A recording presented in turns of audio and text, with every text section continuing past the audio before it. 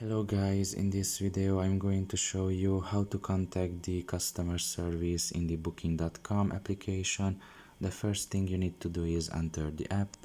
Once you are done with that and you are in the home page, you should look at the bottom of your right corner and there you will see your profile. Press on it, and here in this page you should just scroll down a little bit, and in the help and support section you will find the contact customer service option. Press on it. And after waiting a little bit, you will see this new page here, and you can click, for example, on get help with a booking. You can select here a subtopic like stays, for example, and you can basically find help here. And if you feel like you didn't find the help that you needed to, you can just press on message customer service, and here you can just write in the message that you want to send to them, whatever it may be.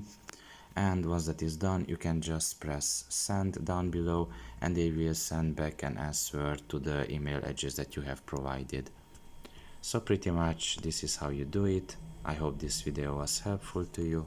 Thank you for listening and see you next time. Bye bye.